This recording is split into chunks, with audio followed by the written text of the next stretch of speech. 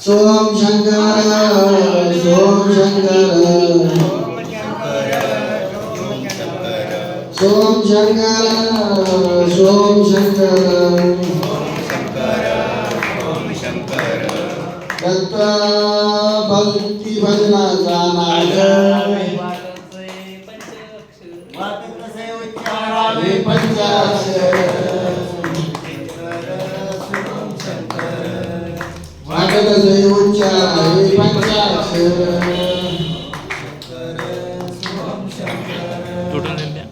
दिगंबरा दिगंबरा पादवल्लभ दिगंबरा पादवल्लभ दिगंबरा पादवल्लभ दिगंबरा दिगंबरा दिगंबरा पादवल्लभ दिगंबरा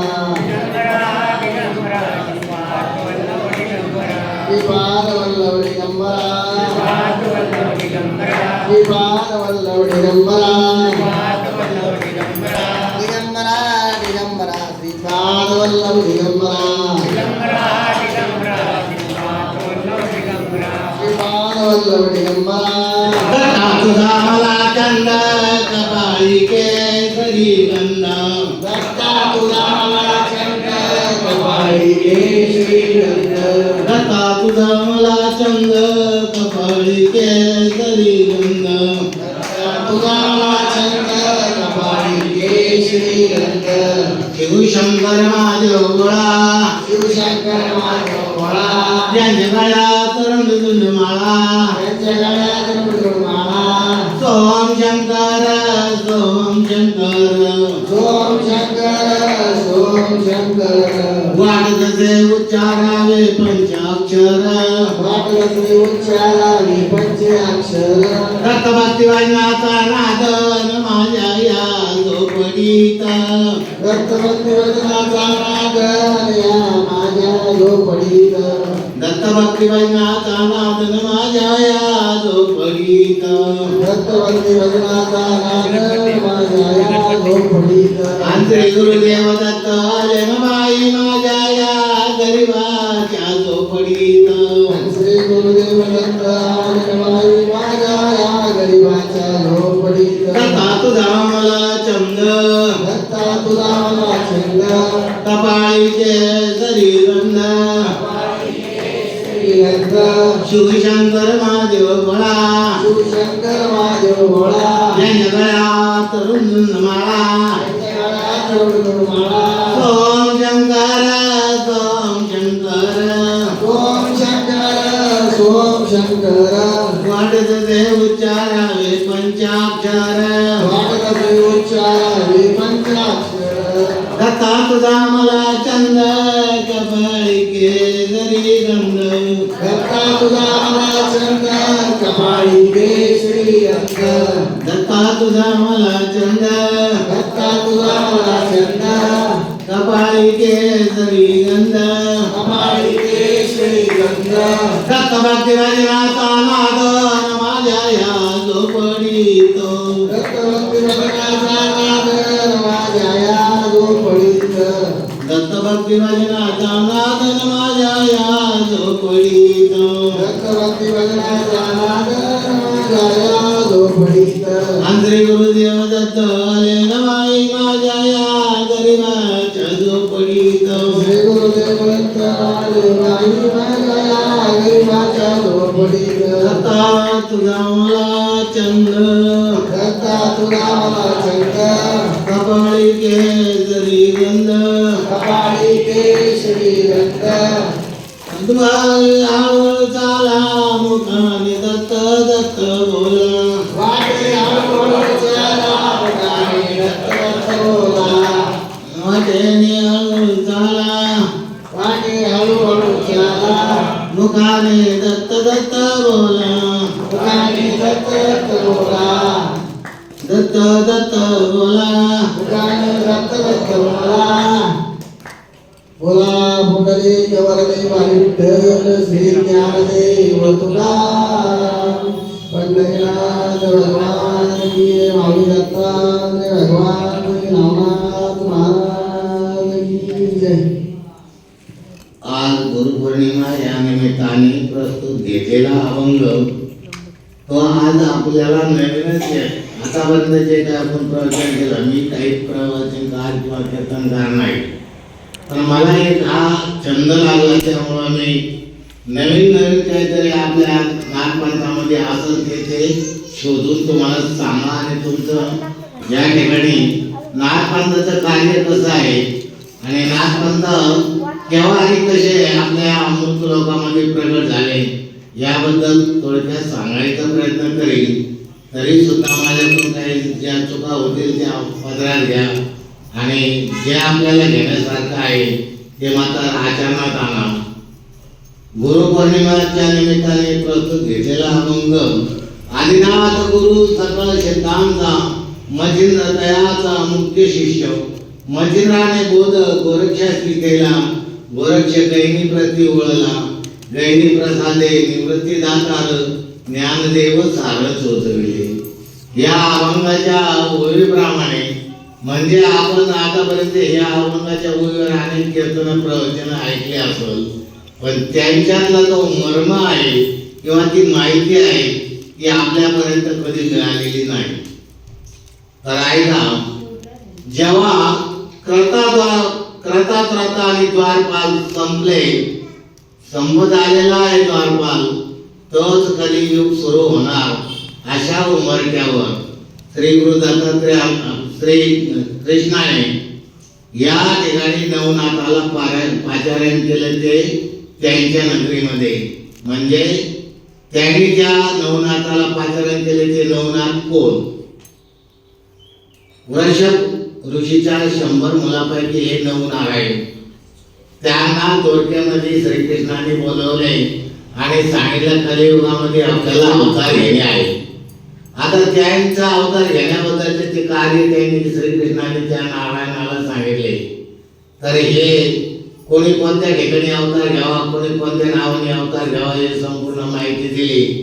त्याचबरोबर एका शिष्याने श्रीकृष्णाला विचारलं की आपण देखील अवतार घेणार आहात का आणि घेणारा अवतार कुठं आणि कसं? त्यांनी सांगितलं मी तुम्हाला माझे अवतार 3 ठिकाणी घेणार आहे, पण वेळेवर सांगणार आहे।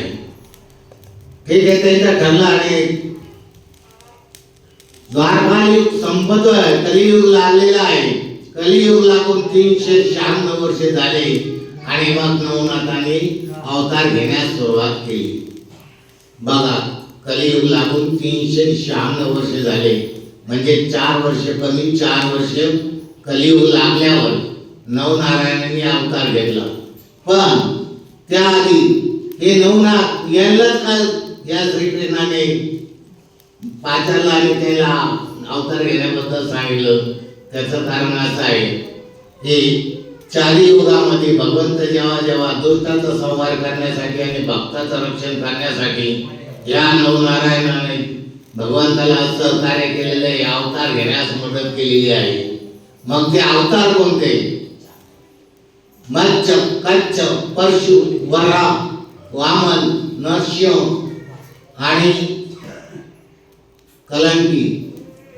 त्याबरोबर हे अवतार घेऊन भगवंताला सहकार्य करीत होते आणि या वृषभ ऋषीच्या 100 मुलापैकी हे नवनारायण।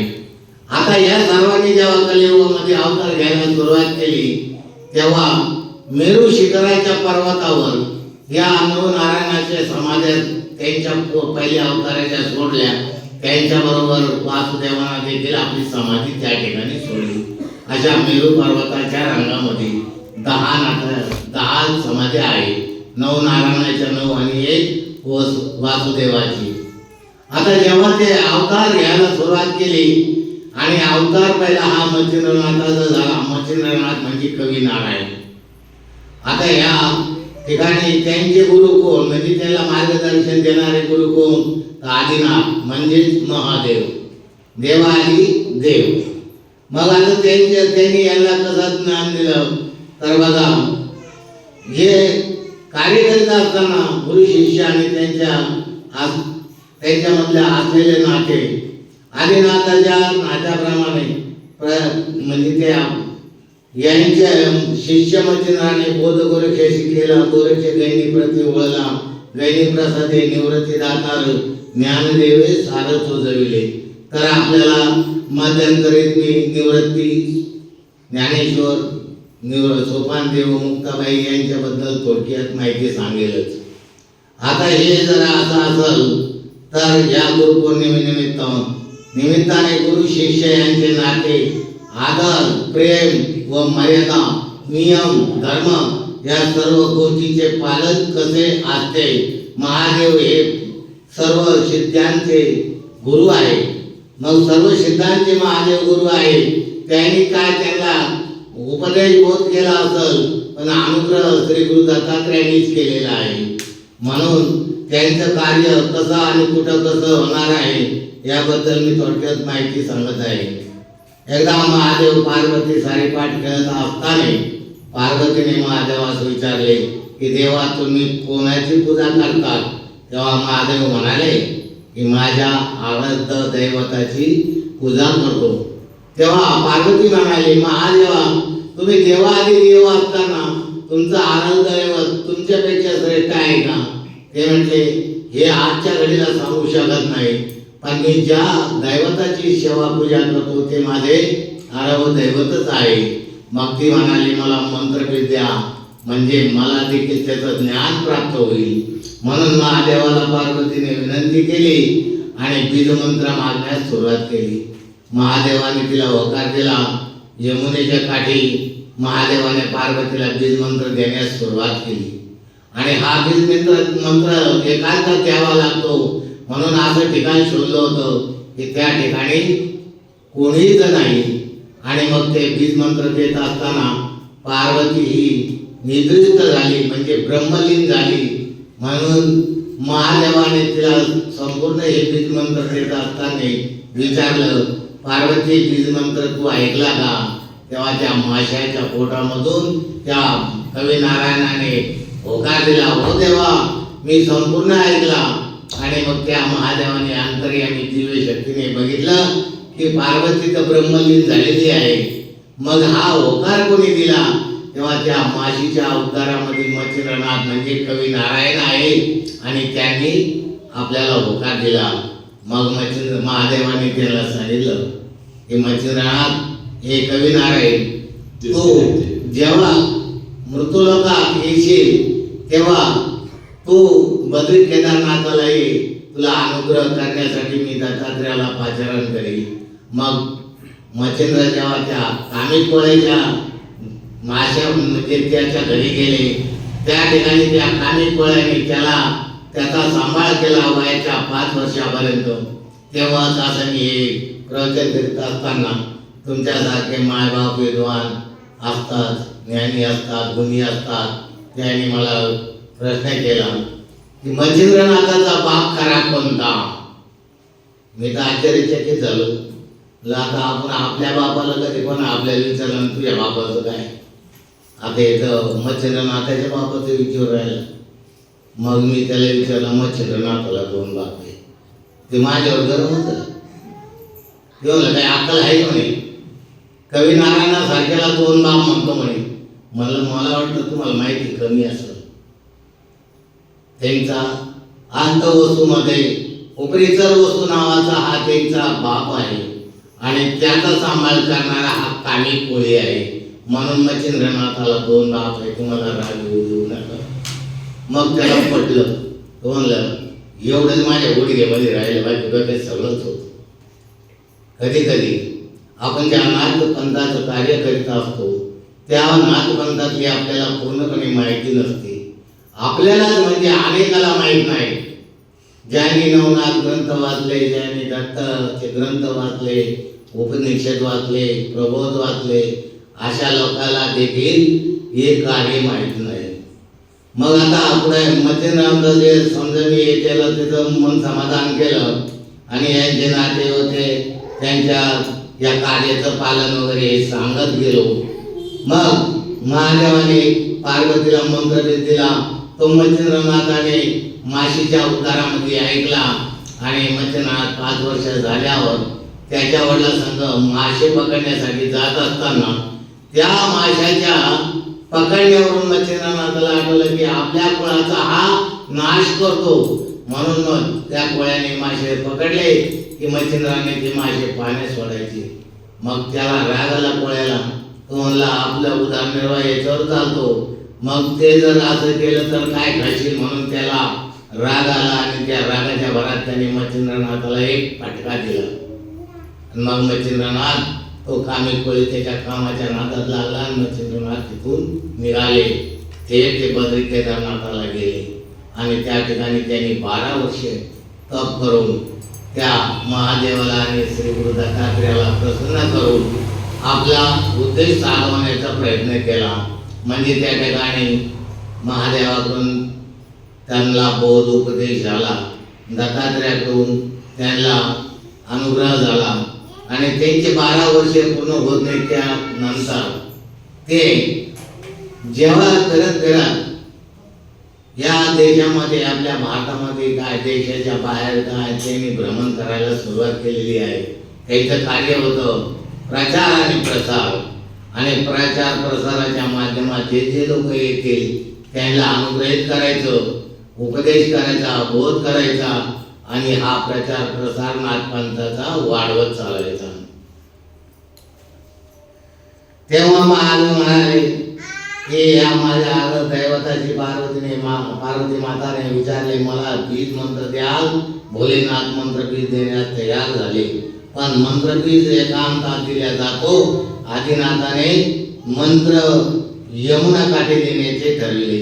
हा मंत्राचा बीज यमुना काठी देत असताना पार्वती मंत्रमुग्ध झाली, अर्थात ब्रह्मलीन झाली, विद्रिक्त झाली. मग महादेव म्हणाले, पार्वती तू मंत्र बीज ऐकला का? तेव्हा माशाच्या उद्धारातून कवी नारायण म्हणजे मच्छिंद्रनाथ म्हणाले, होय देवा मी ऐकला. तेव्हा आदिनाथाने ओळखले की कवी नारायण आहे. तेव्हा आदिनाथ म्हणाले, बद्री केदारला ये, त्या ठिकाणी मी तुला बोध उपदेश देऊन वेद विद्या दिली. आता हा नवनाथ पंथ केव्हा मृत्यू लोकात आला याचं सांगितलं. कलियुग लागून 396 वर्ष झाले तेव्हा नवनाथ कलियुगात अवताराला सुरुवात झाली. मग त्याला सांगितल्याप्रमाणे ठिकठिकाणी त्यांनी अवतार आपले घ्यायला सुरुवात केली. मृत्यू लोकात स्थापन झाला आणि अवतारीनाथ केव्हा समाधी घेऊ लागले तर जे अवतारीनाथ आहे ते नवनाथ आहे. आणि ते नवनाथ कोणकोणते अवतारी आहेत त्यांचे देखील नाव सांगल आणि सिद्ध कोण कोण आहे ते देखील सांगल. पण शांततेनं मनन करा, चिंतन करा. उद्या कदाचित आपल्याला असं कोणी प्रश्न केला, आपण नाथपंथाचे आहोत म्हणून आपल्याला एकतरी प्रश्नाचं उत्तर देता आलं पाहिजे. किती नाथ स्वयंसिद्ध, किती सिद्ध, किती 84 सिद्ध कसे झाले. आपण लोक म्हणतो नवनाथ सिद्ध, 84 सिद्ध, नवनाथ अवतरी, पण कोण, कसे, कुठं, काय, कशामुळे झाले, का ते झाले, त्याला का अवतार घ्यावा वाटला, तुम्हाला का संचार झाले, काय तुमच्यामध्ये शक्ती आहे म्हणून तुम्हाला संचार झाले, पूर्ण भारतातल्या लोकांना काय संचार होत. हे तुमचं पूर्वजन्मीचं पुण्य किंवा पूर्वजन्मी तुम्ही नाथपंथाची जी सेवा भक्ती केली त्याच्यामध्ये तुमची ती शक्ती सेवा अधुरी राहिली. परत तुम्हाला त्या जन्माला यावं लागतं आणि परत तुम्हाला त्या नाथाचं कार्य करावं लागतं. हे देखील सर्वांना माहीत नाही. हे तर सर्वांना माहीत असायलाच पाहिजे. आज कलियुगात नवनाथाशिवाय मानवाला दुसरे कोणीच सहाय्यभूत होत नाही. पाहून जर एखादं संकट आलं किंवा तुम्ही अमावस्येच्या दिवशी रात्री कुठून बाहेरून येत आहे, रस्त्यात कोणी म्हणलेलं आमच्या ठिकाणी भूत निघतं, तिथं आल्यावरच तुम्ही त्या नाथाचं नाव घ्यायचा, नाहीतर मग रामाचं नाव घ्यायचा, म्हणजे राम राम राम राम राम. ही भूताची जागा टळली, घरी गेले का तो राम किंवा नवनाथ गेले खड्ड्यात. झाला संसारात विलीन. म्हणजे असं करून चालत नाही. तर हे का करायचं आहे, तर तुमचा मनुष्य जन्म हा एका युगामध्ये 99 वेळेस होतो. म्हणजे तुम्ही 99 वेळेस माणूस म्हणून जन्माला येत्या आणि भगवंत तुम्हाला 99 वेळेस हा साध्य करण्यासाठी जन्म अवतार देतो. पण ते तुम्ही इथं येऊन वेगळेच कार्य करायला लागत्या. मग तर तुमचं जे साधन आहे ते साध्य होत नाही आणि तुम्हाला मोक्षाचा मार्ग प्राप्त होत नाही. म्हणून तुम्हाला इच्छा सेवेला जावं लागतं. तेच न करता जर हा एक मनुष्य जन्म आहे आणि असं समजा याच्यानंतर आपल्याला मनुष्य जन्म येतो का नाही, तर आपण या जन्मामध्ये भगवंताची भक्ती पूजा करण्याचं शिका आणि आपल्याला मोक्षाच्या मार्गापर्यंत आपल्या देहाची सोडवणूक करण्या इतकं भगवंताची सेवा करा. कामात काम म्हण काहीतरी राम. आता त्याला काही पहिल्यासारखं जप तप अनुष्ठान पारायण करायची गरज नाही. 2 हात तिसरं मस्तकाने मनामध्ये भगवंताचं नामस्मरण, तरी सुद्धा आपल्याला मोक्षाच्या पायरीपर्यंत भगवंत पोहोचवतो. सहज होत नाही पहा. एक चित्त करून ऐका. 396 वर्षे झाली युग लागून झाले तेव्हा नवनाथ अवतारास सुरुवात झाली. हे अवतारी नवनाथ कोणते, तर नंबर 1 मध्यनाथ, 2 गोरक्षनाथ, 3 गैरीनाथ, 4 जालिंदरनाथ, 5 कारेनाथ, 6 रेवणनाथ, 7 भरतरीनाथ, 8 वटसिद्ध नागेशनाथ आणि 9 चरपदीनाथ.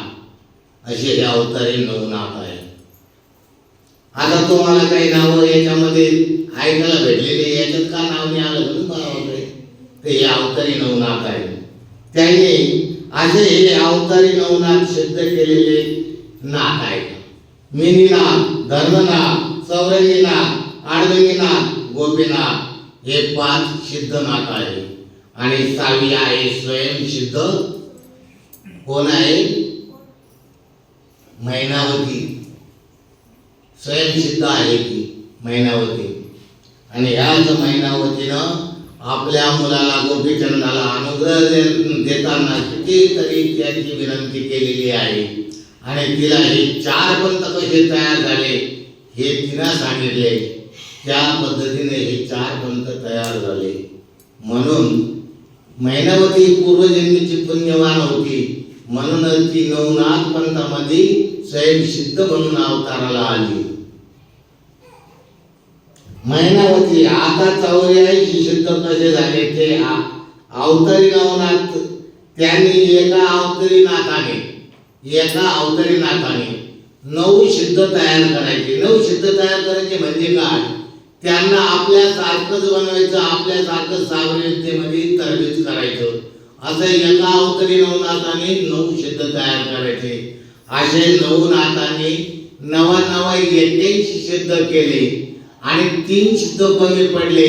तर ते 3 सिद्ध या 3 सिद्धातून त्यांना देण्यात आले. ते आहे मिननाथ, चौरंगीनाथ आणि आडवंगीनाथ. असे 81 84 सिद्धाचा मेळा झाला.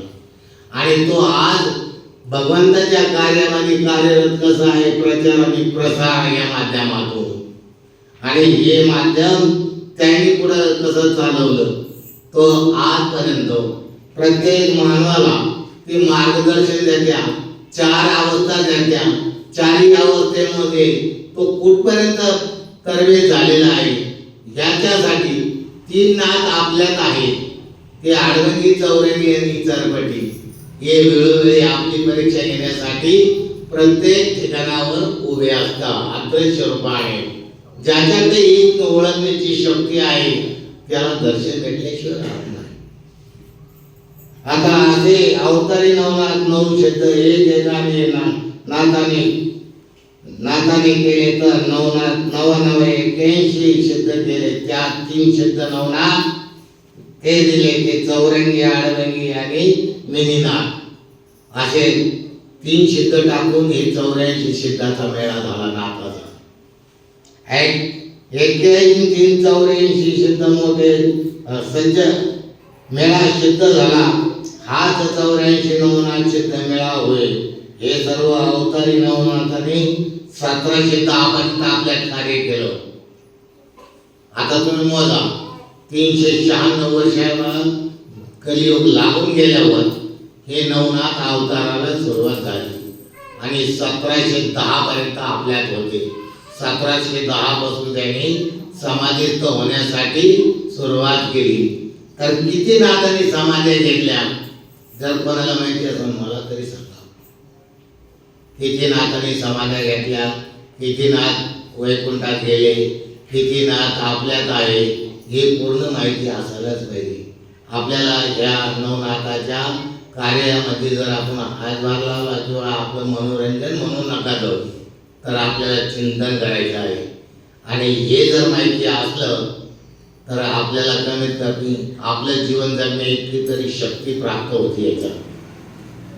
मग याच्या 4 अवस्था आहेत. एक अवस्था आहे सुषुप्ती अवस्था, म्हणजे झोपेत जागृत राहणे. जग जागो रे जग जागो जागे योगी. जो योगी रात्रीभर जागतो आणि या समाजाची सेवा रात्रीला करतो किंवा त्यांच्यावर संकट येऊन हे तो जागत असतो. आणि जो झोपतो त्याला लट्ट साधू म्हणते. रात्रीला जो झोपतो साधू तो लट्ट साधू. आता तुम्ही म्हणाल लट्ट साधू म्हणजे काय? कोणी खाण्यासाठी जगतं आणि कोणी जागण्यासाठी खातं. ज्याला नुसतं खायचंच आहे तो लट्ट साधू. पण ज्याला आपल्याला जगायचं आहे म्हणून खातो तो भगवंताच्या सेवेत लोकांना मार्गदर्शन करतो. म्हणून जग जागो जागे रे योगी. या नवनाथ 1710 पर्यंत करून काही नाथांनी समाधी घेतल्या. तर ते समाधी घेणारे नाथ कोणते कोणते तर ऐका. मच्छिंद्र, गैनी, जालिंद, कानी, रेवणनाथ, वटसिद्ध नागेशनाथ अशा 6 नाथांनी या मृतलोकात समाध्या घेतल्या आपलं कार्य संपल्यावर. आणि हे त्यातून आता हे अवतारी नवनाथातल्या 6 नाथांनी समाध्या घेतल्या. आणि 3 नाथ ते कोण, कसे, कुठं तर भरतरी पाताळात गेला. हरंगोळ गाव आहे त्या हरंगोळ मधून म्हणजे ते परभणी जिल्ह्यात येईल. हरंगोळ गाव अंत म्हणजे भुयारात तो पाताळात गेला आणि पाताळामध्ये त्याने वामनाची म्हणजे बळीराजाची भेट घेतली. म्हणजे वामनाने त्या बळीराजाला पाताळात पाठवलं. त्याच्यानंतर गोरक्ष गिरनार पर्वतामध्ये दत्तात्रेयाच्या भुयारामध्ये त्या ठिकाणी तो गुप्त झाला.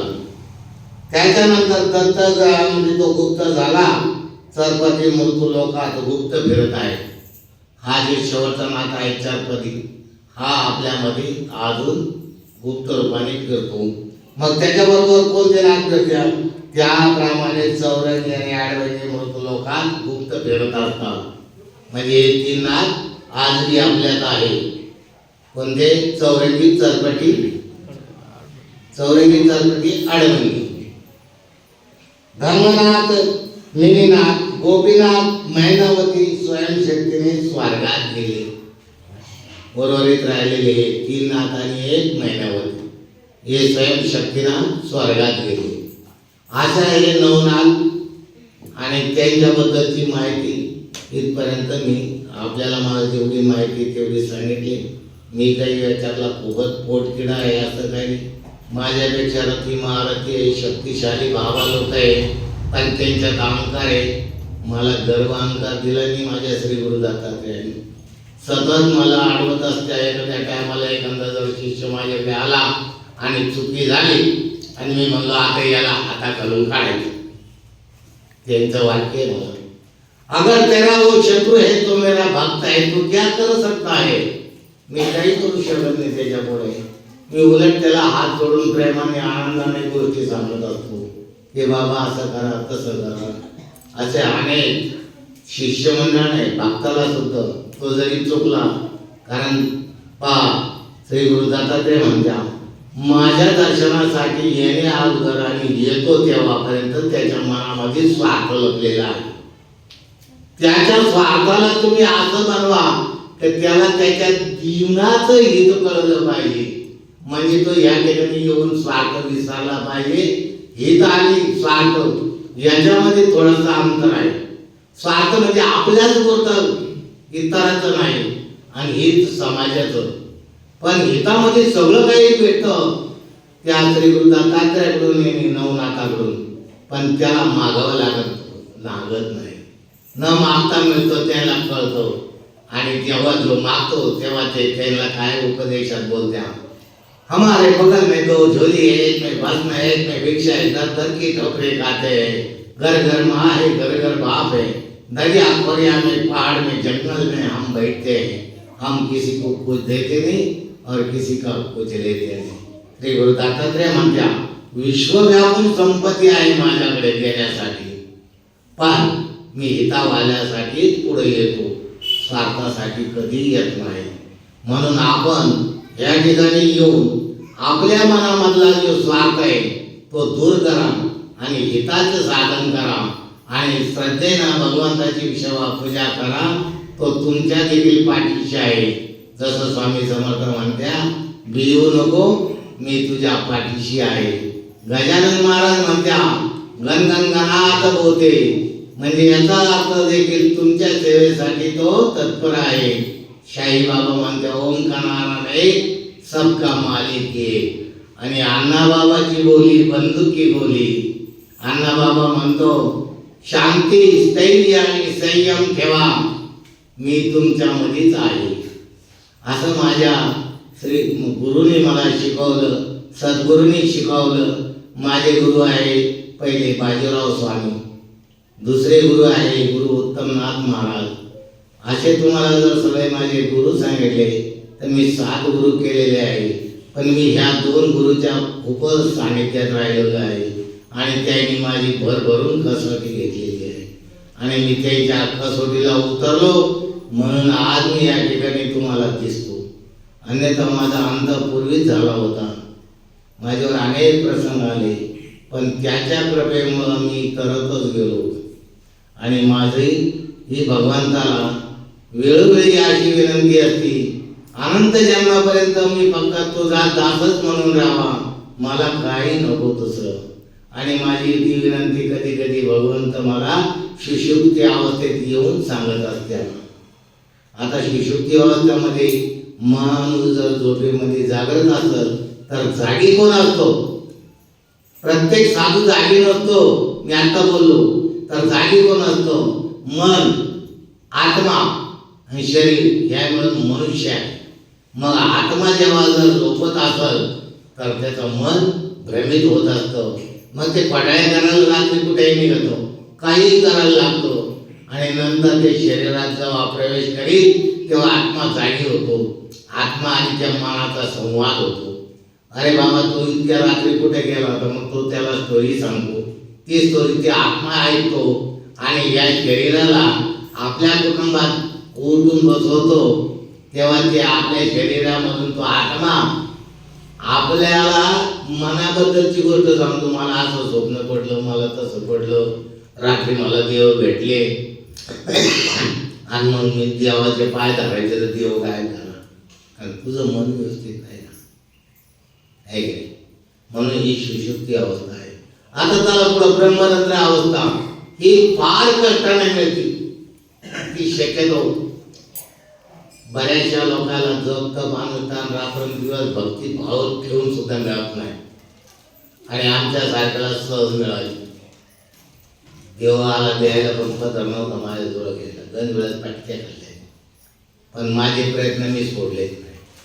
मी काही कोण आहे गुरुकडे नाही गेलो किंवा माझ्या स्वतःच्या गुरुला नाही मानलो की बा तुम्हाला जितकं कळतं तितकं मला बी कळवू द्या, तुम्हाला काय लागतं ते घ्या, मी तुमच्या रात्रंदिवस सेवेत राहतो, असं काय नाही. त्यांनी जसं जसं मला आज्ञा केली, जसा आदेश केला तसं तसं मी त्यांचं कार्य करीत राहिलो आणि मी कधीच माझ्या गुरुला विचारलो नाही याच्यात कसं त्याच्यात कसं. कारण मला त्यांनी जे जे काही प्रयोग करायला दिले ते मी ते केले.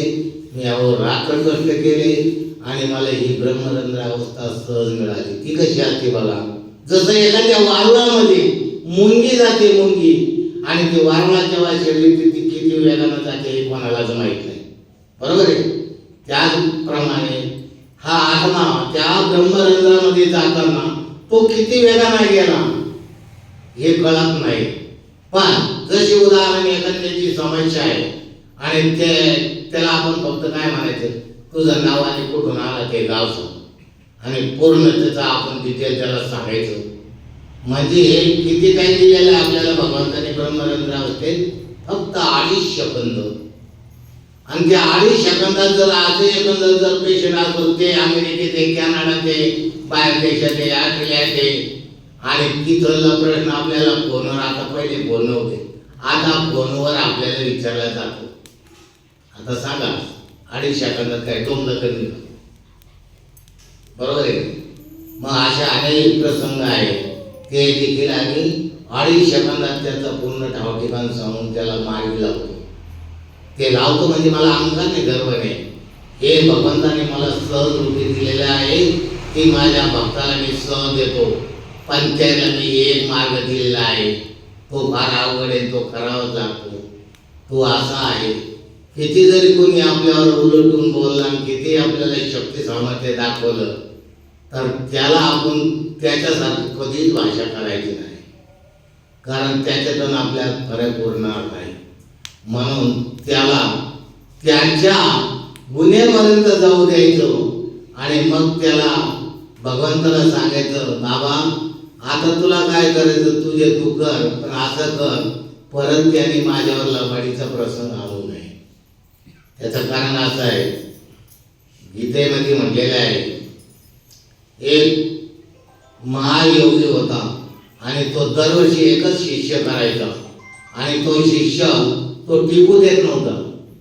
म्हणजे त्याचं वर्ष भरत आलं तर त्याने काही ना काही त्याच्यामध्ये धोतरून लावायचं, भांडायचं, त्याला शिव्या द्यायच्या, मारायचं. असं जर केलं तर तो शिष्य थांबत नव्हता. पण एक माझ्यासारखं येडं शिष्य त्याच्या पदरात पडलं आणि त्याने सुरुवात केली, कामं सांग, लागन ते कामं सांग. आणि शेवटी त्याने असं पाहिलं हात जातच नाही आणि पावसाळ्याचे दिवस होते, नदीला पूर आला. म्हणला बेटा मुझे पहले घड़ी जाके भिक्षा मांग के लाओ, इधर की भिक्षा नहीं खाऊंगा आई. आता याने विचार केला, नदीला एवढं पूर आलेलं आहे, मी त्याच्यातून जायचं आहे आणि मला हे नेमकं ते सांगतं. म्हणजे त्याने ओळखलं आपल्यावर हा जो प्रसंग आहे तो आपल्या परीक्षेचा आहे. त्याने विचार केला, आपण ज्या दिवशी आपण या गुरुचे पाय धरले आणि आपण त्याच्या पायावर डोकं ठेवलं आणि म्हटलं, तन मन धन आणि शरीर हे तुला अर्पण केलेले आहे, हे जावं अथवा राहू, हा तुझा देह तुला समर्पित केलेला आहे. आणि मग तो त्या पाण्यामध्ये पाय टाकला, त्या पाण्याने त्या पुराने त्याला रस्ता दिला आणि तो तिकडे गेला, भिक्षा मागून आणली. येताने त्याला परत रस्ता मिळाला, गुरुचं अन्न तयार करून दिलं आणि गुरुने खाल्ल्यावर गुरुला परत अहंकार आला. गुरु म्हणला, पाहिलं का माझा चमत्कार, मी तुझा गुरु आहे म्हणून तुला या नदीला रस्ता दिला. ते म्हटले काही हरकत नाही, तुमच्या शक्तीमुळे मी आजपर्यंत इथं आहे आणि तुम्ही मला जीवापल्याड प्रेम करता म्हणूनच मी या ठिकाणी टिकलो म्हणले गुरु. ते म्हणले, देख मैं तेरा गुरु है, मैं कैसा नदी को पूरा खाक कर देता है. ते उतरलं पाण्यात, चल. हळूहळू हळूहळू ते गेलं, डोक्याच्या वर पाणी केलं, गुरु लागले व्हायला. पण याने विचार केला, आपला गुरु आपल्या आधी गेला तर आपलं कार्य अपुरं राहील, म्हणून गुरुला आधी जाऊ देऊ नये. म्हणून त्याने त्या पाण्यामध्ये पळतच गेला. त्याला कुठे ते कळतं की नदी आपल्याला रस्ता देईल, कारण त्याची निश्चिम गुरु भक्ती होती. आणि गेला, गुरुचा हात धरल्यावर गुरु म्हणला, मी तुझी परीक्षा पाहतो.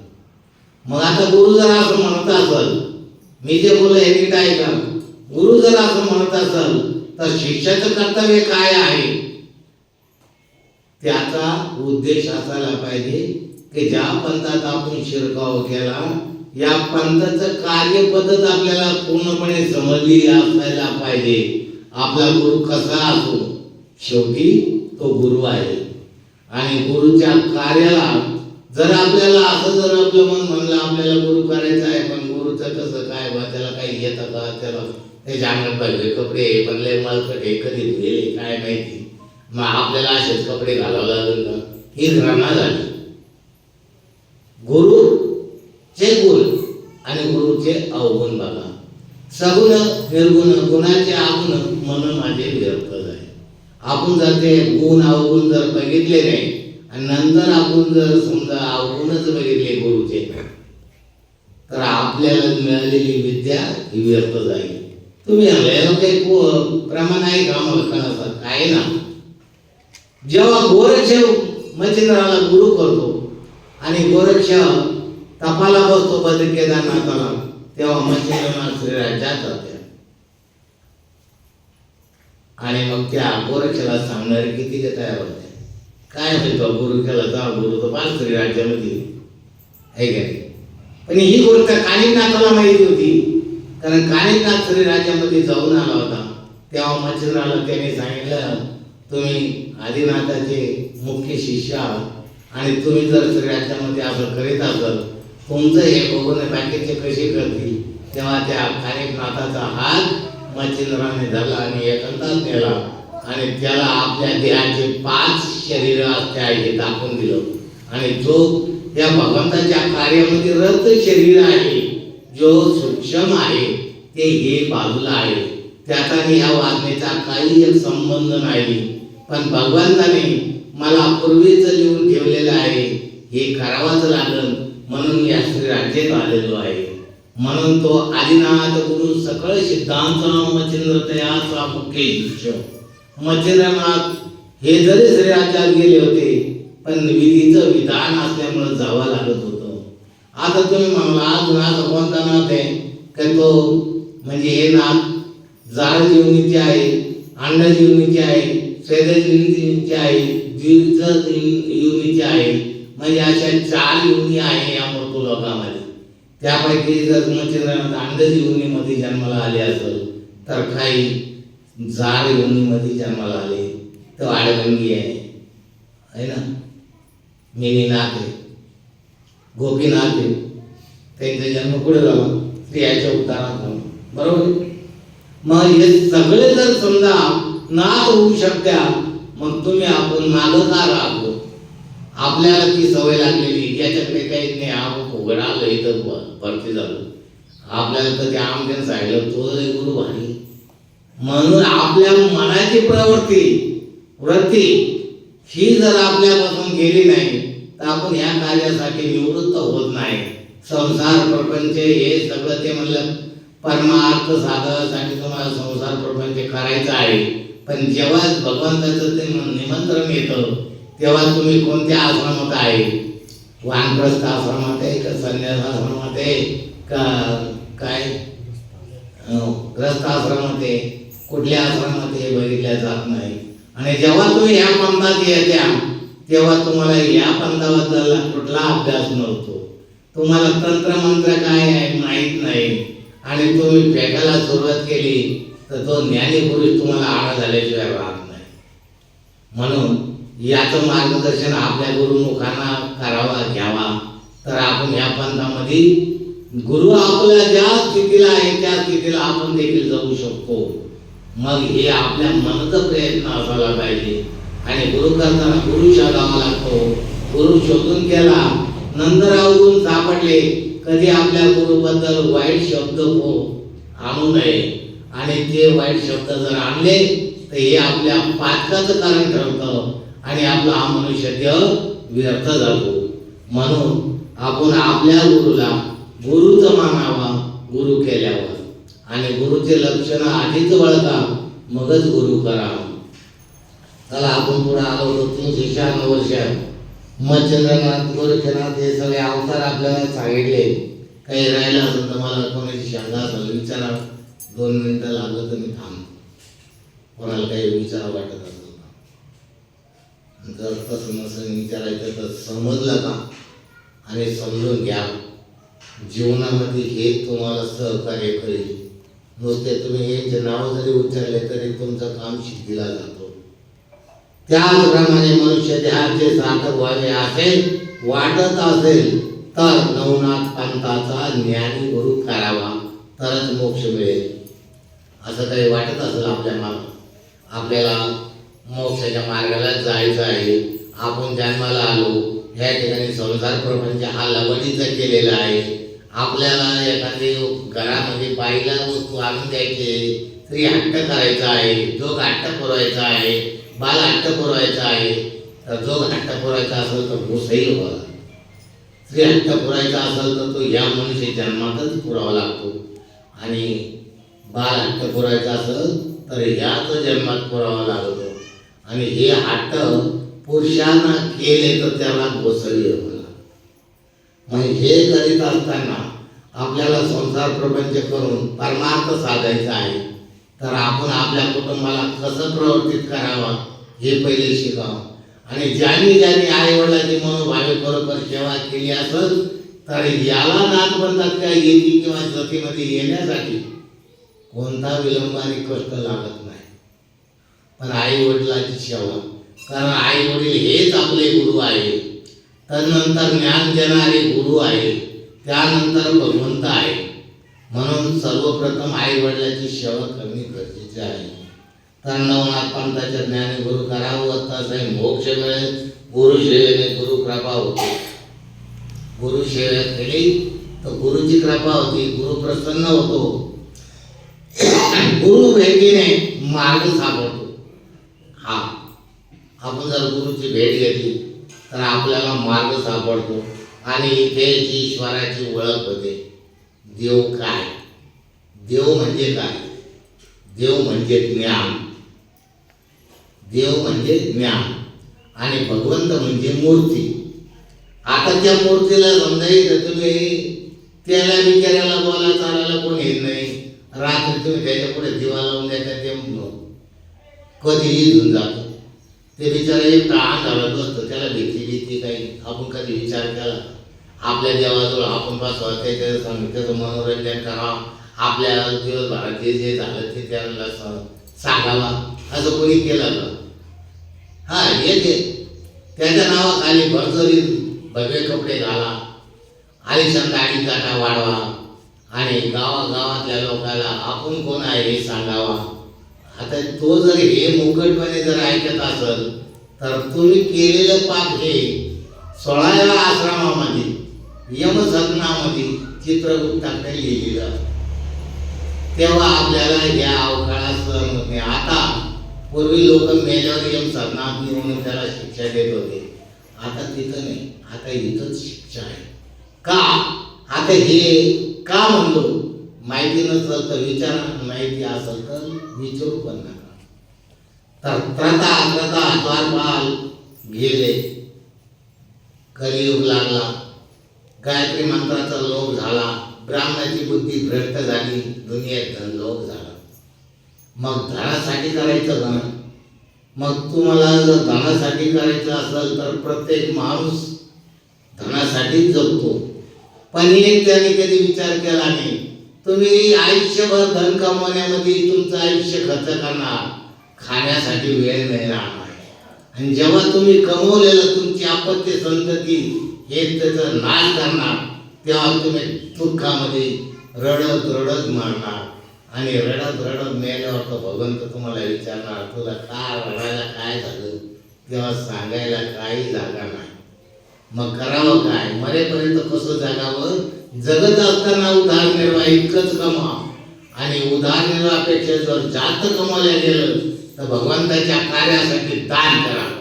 तर तेव्हा तुम्हाला चोरी केल्याची एक शिक्षा माफ होती. पण हे करणार नाही कोणी, आणि ते करायला लावू पण नाही. कारण ज्याचं कर्म त्याच्या संग कर्म आहे सगळं भोगिता संचिताचे. आणि हे मनुष्य जन्म म्हणजे भोग भोगण्यासाठी झालेला आहे. पण भोगाव्यतिरिक्त जर ही सेवा पूजा जर केली तर भोग तर संपत्या, पण मोक्षापर्यंत पोहोचतो. म्हणून हे असं आहे, हे जर आपल्याला जर कळलं तर आपण भगवंताची अजून वेळ दिलेली नाही. भगवंताची भक्ती आपल्या मनाने करा. भगवंत म्हणतो अशी भक्ती करा, मला असा भक्त पाहिजे, मी लाजीरा. त्याला जगाची लाज उरली नाही. एखादं म्हणलं जे आई आता काल परवा काय करत ते झाले शहाणे, म्हणजे तिथे घरी जे आहे तुम्ही ती जर जगाचे लाज धरले तर तुम्हाला मोक्षाचा मार्ग नाही. तुम्हाला जगाचे लाज उरले नाही पाहिजे अशी भगवंताची भक्ती करा, जेणेकरून भगवंत तुम्हाला मृत्यूलोकात भेटायला येईल. गुरुच्या सानिध्यात आपण ईश्वराचे चिंतन केले तर गुरु ज्या स्थितीला आहे त्या स्थितीला आपण सुद्धा जाऊ शकतो. असे त्या ईश्वराचे चिंतन करा.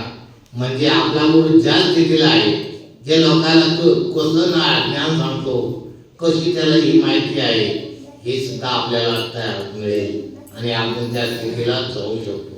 जेव्हा शिष्य गुरुच्या स्थितीला जातो तेव्हा त्या गुरुला किती त्या शिष्याबद्दलचा आनंद आणि अभिमान असायला पाहिजे हे समजलं पाहिजे, तर तो खरा गुरु असतो आणि तो खरा शिष्य बनतो.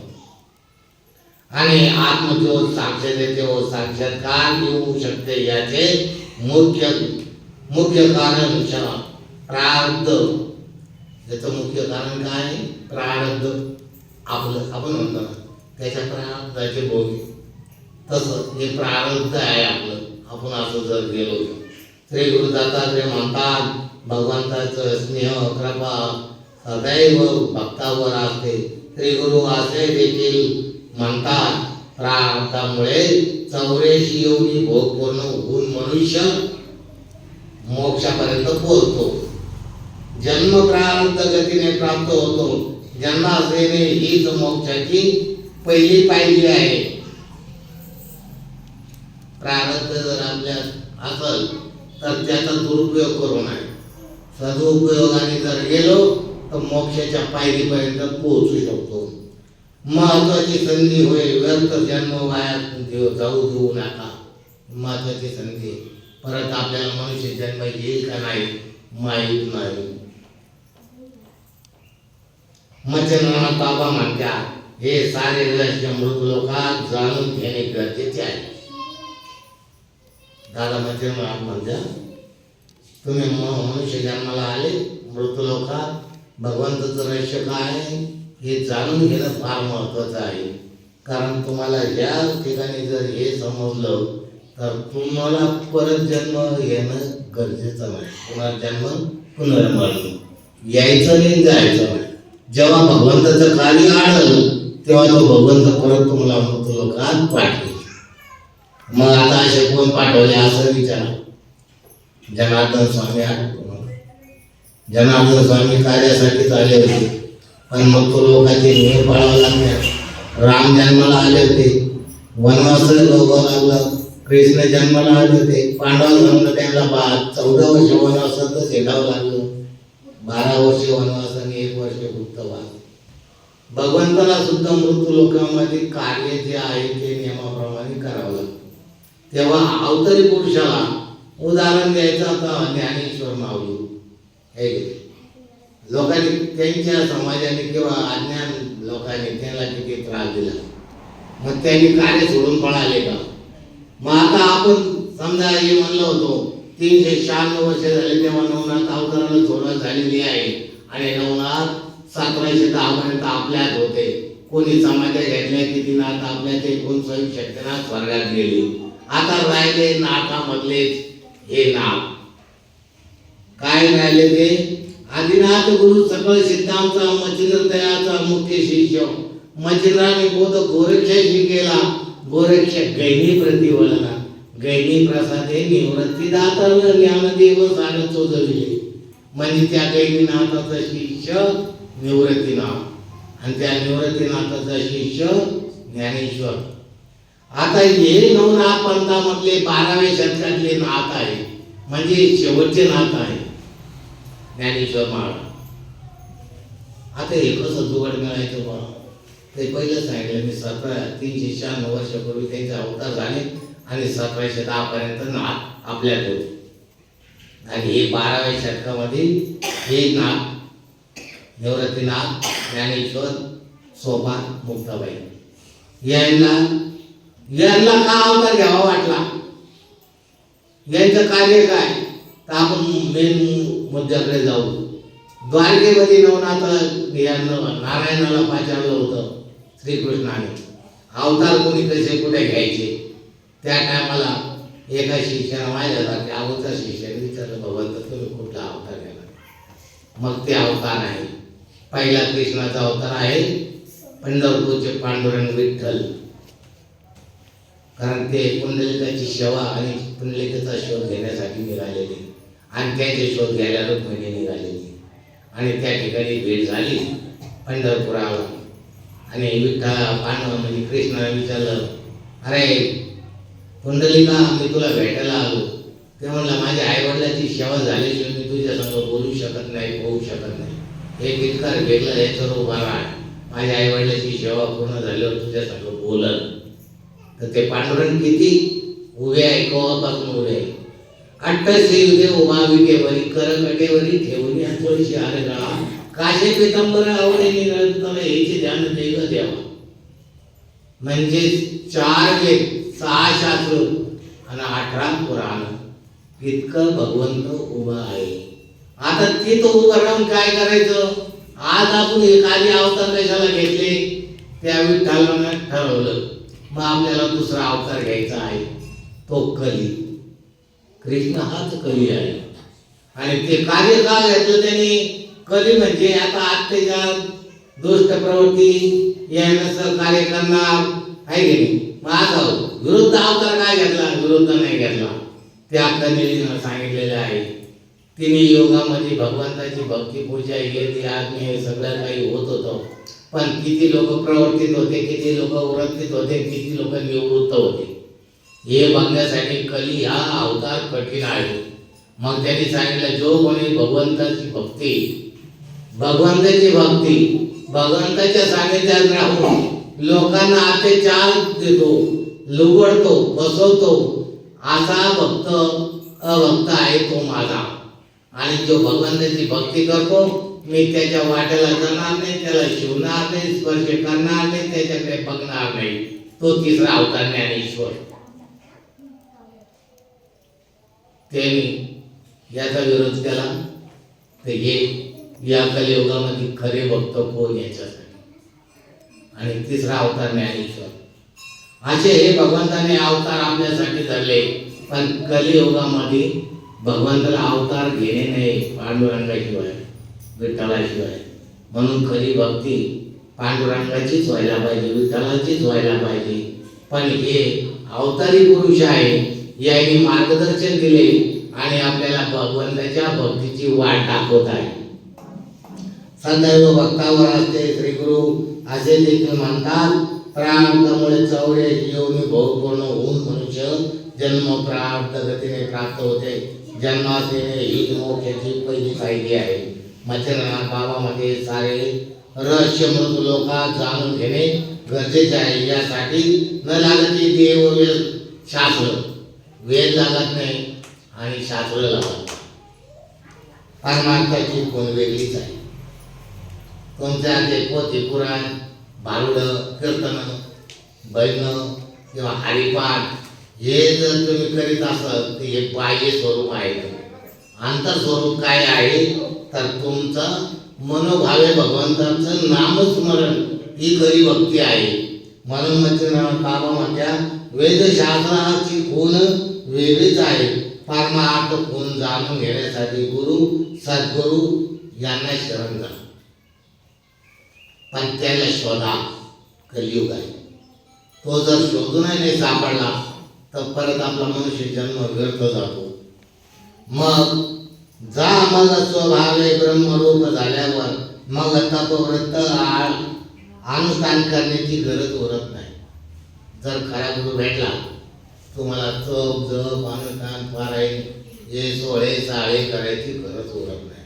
भक्ती, नामस्मरण, स्मरण शक्ती, भगवंत आपल्या समोर, एवढं मोठं भगवंताचं कार्य आज कलियुगामध्ये अर्ज आहे. आत्मत्वाची खूण वेगळीच असते. मग यासाठी मंत्र तंत्र लागत नाही. गुरु शोधा आणि सद्गुरूचे पाय धरावे आधी. मग गुरु शरण गेल्याने मगच रहस्याचे वर्म कळते. भगवंताच्या रहस्याचं वर्म कळून घ्यायचं असत आणि आपण त्या भक्तीमध्ये दृढ व्हायचं असत तर आपल्याला सद्गुरु गुरु हे दोन्ही श्रेष्ठ मिळाले पाहिजे. आणि ते जर मिळाले तर आपल्या देहाचं सार्थक होतं, हित होतं आणि आपला मृत्यू लोकात आलेला हा आत्मा सहज मोक्षाला जाऊ शकतो. तेव्हा परमात्मा परमेश्वर कळतो. ब्रह्मचर्य किंवा संन्यास व्रताचे हव्यास लागत नाही. तू कोणत्या आश्रमात तेव्हा तुला इकडे भगवंताची भक्ती करता येत नाही. तू हे काही लागत नाही, ते देखील लागत नाही. पंचअग्नी धुम्राचे प्राचीन आकाश वसन काही लागत नाही. ब्रह्मज्ञानासाठी गुरुच पाहिजे. हे मिळवण्यासाठी फक्त गुरुच पाहिजे आणि तो श्रेष्ठ गुरुच पाहिजे. गुरु सद्गुरु करावा आणि मनास जिंका त्याकरिता गुरु शरण जा. मनास आपले करण्याचा मार्ग मिळावा तेव्हा समाधान मनापासून मिळते. ग्रंथात गुणार्थ भाव असतो, तो गुरु सद्गुरु शब्दार्थ व भावार्थ यामध्ये महंत यामध्ये कार्याचे कारण असते. आता जे ग्रंथामध्ये आहे आणि जे गुरुमध्ये आहे यांच्यामध्ये अंतर आहे, फार मोठा अंतर आहे.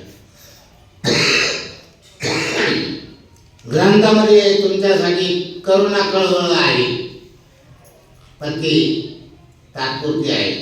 ग्रंथ तुम्हाला म्हणत नाही मी तुला माझ्या जे वाचत तू आता तू माझं म्हणणं आहे असं म्हणत, पण गुरु त्याला तळमळीनं सांगत राहतो आणि त्याला सद्मार्गावर नेण्याचा प्रयत्न करतो. जा सद्गुरूचं जाणता तर फोडून या शब्दाचे अंतर दाखवेला निज वस्तू सार तोचे सद्गुरु माय. जो या शब्दाचे अंतर काय आहे ते फोडून दाखवे, आपल्या हृदयात ठसलेली भगवंताची सेवा, तोच सद्गुरु माहेर आहे. अनाथाचे याप्रमाणे सद्गुरु भाव उकल करून दाखविता निजबोधक वारून वार मनात बसविता ज्याकरिता अध्यात्म गुरु मुखाने श्रवण करावे. आणि हे अध्यात्म गुरुच्या मुखानेच अध्ययन करावं, कारण गुरुच्या मुखाने श्रावण केल्यावर आपल्याला ज्ञान मार्ग स्वभाव होतो आणि तो मार्ग आपल्याला मिळाला आपल्या देहाचे सार्थक होते.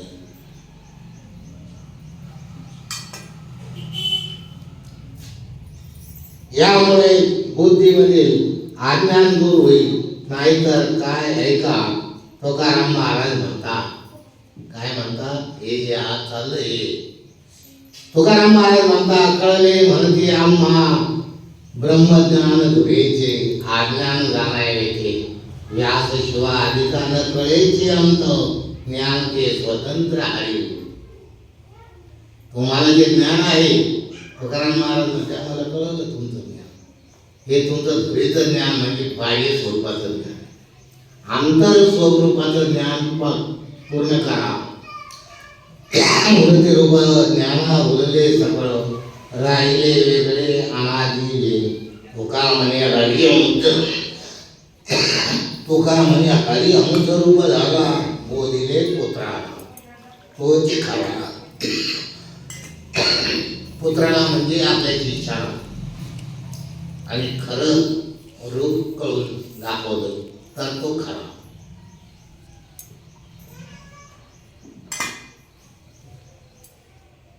आणि शिष्य होण्याचं भाग्य जर एका ठिकाणी येत असेल तर त्या ठिकाणी मोल द्यावा लागतो. ते म्हणते गुरुदक्षिणा.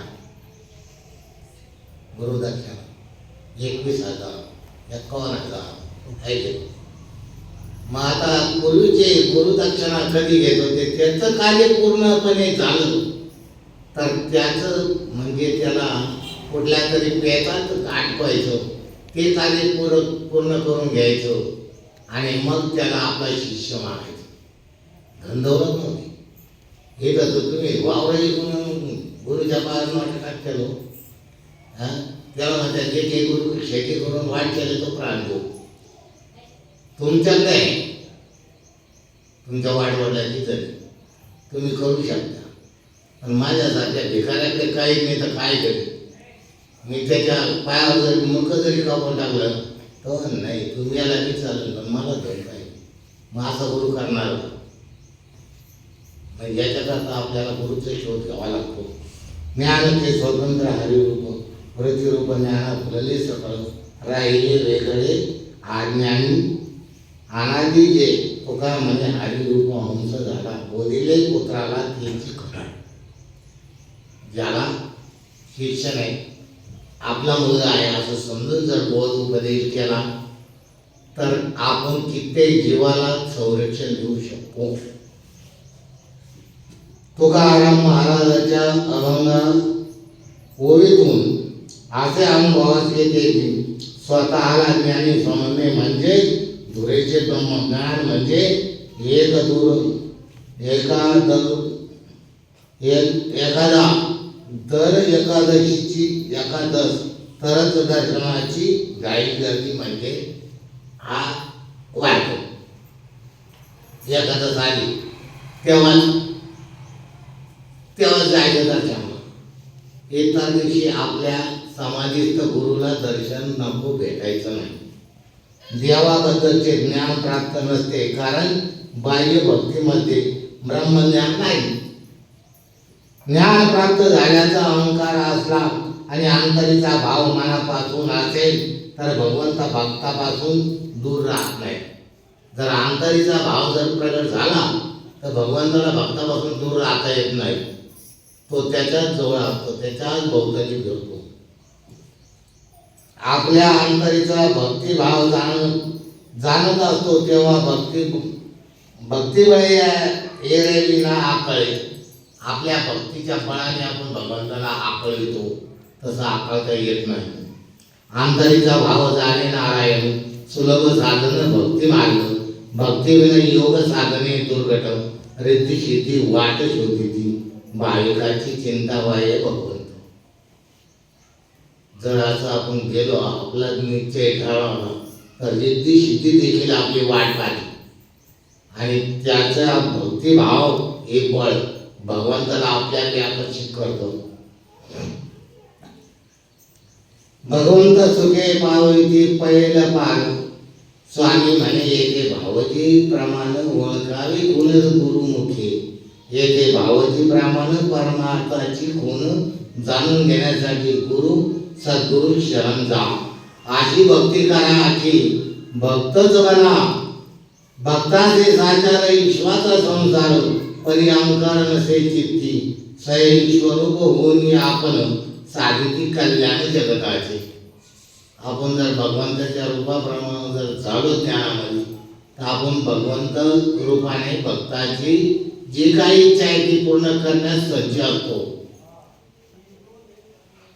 साधिती कल्याण जगताचे मोक्ष रूप हाती घेऊन या संपत्ती ज्याला लागेल ती भक्ती बनते. भक्तीचे भूषण मस्तकी धारण करी नारायण स्वामी म्हणे. सौरभानंद स्वामी म्हणल्या ही भक्ती जर अशी केली तर आपल्याला भगवंताला सुद्धा आपल्या पुढे शरण होण्या इतकी शक्ती कमी होऊन आपलं बळ वाढते आणि आपण भगवंताचं कार्य करू शकतो. आणि तेव्हा आपल्या भक्तीचा अहंकार नसायला पाहिजे. कोणी निमित्त मला जे आठवले ते गुरुचरणी अर्पण केले. गंगा गोदावरी त्र्यंबक छत्र कौलाब पर्वत आन पान शिला पर बैठे शंभुजती गोरक्षनाथ जी ने गुरु को स्फुरन मंत्र सुनाया. गुरु जी को आदेश सिद्धों को आदेश. नवनाथ आदेश वाले भाग्यवान है. गुरु आदेश. गुरु ब्रह्मा गुरु विष्णु गुरुदेव महेश्वरा गुरु साक्षात परब्रह्माय तस्मै श्री गुरुदेव दत्त. अवधूत चिंतन श्री गुरुदेव दत्त दत्त दत्त. निरंजन